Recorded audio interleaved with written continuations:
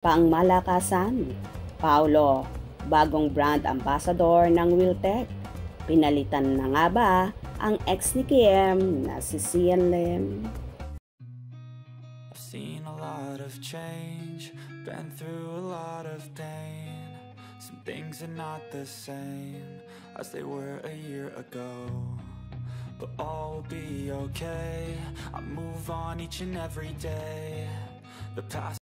Kabugan at pangmalakasan talaga ang nagaganap ngayon sa aktor at kapamilya star na si Paolo Abilino.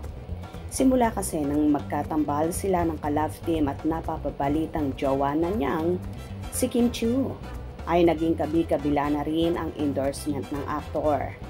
Ilan na nga dyan ay ang Brilliant Medical Group, kung saan endorser din si Kimi sa Hello Melo ng Brilliant Skin. Magkasama rin sila sa Hyundai Philippines, kung saan pareho silang brand ambassador ng naturang motor car na yon, Metatayon. At ang pinakabago nga ay ang Wiltec Motor Philippines, kung saan dating endorser nito ay ang ex-nobyo ni Kimi, ang kapuso actor at director na si Sian Lim.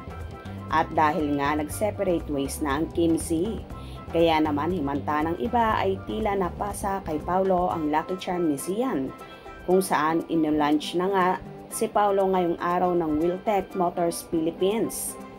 Tila maswerte nga mga taong nalilink at nagiging nobyo ng multimedia idol na si Kim, dahil nahahatak din sa endorsement ang mga nakakapareha niya. At isa nga dyan sa napakaswerte ay si Paolo. Alam naman nating lahat na isa si Kimi sa mga artista na bumabaha sa endorsement. At hindi na nga mabilang sa mga daliri ang mga ito, kaya nga tila nahahawa si Paolo ng blessings ni Chinita Princess. Kaya naman bumabaha na rin ang ini-endorso ng aktor. Samantala, kumakalat ang balita na lilipat na ng bagong management si Paolo at hindi na siya under ng LVD management na pag-aari ng namayapang si Leo Dominguez, pero under at pipirma pa rin ng bagong kontratang aktor sa pamunuan ng ABS-CBN. Ang iba naman ay inuugnay pa rin sa ex-nobya ni Paolo na si Janine Gutierrez, kung saan same din lang sila ng management at manager, na kahit nga ang ina ni Janine na si Lotlot de Leon ay same din sila na nasa LVD management.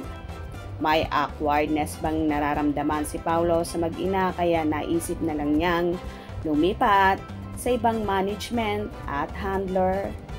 So exciting naman kung sino ang bagong hahawak sa aktor, kung saan nakipag-meeting na raw ito sa bagong producer, kung saan may gagawin itong bagong proyekto. Well, excited na naman ang lahat sa mga magaganap kay Paolo, lalong higit sa Kim Pao, na himanta ng marami ay may namumuunang relasyon sa dalawa.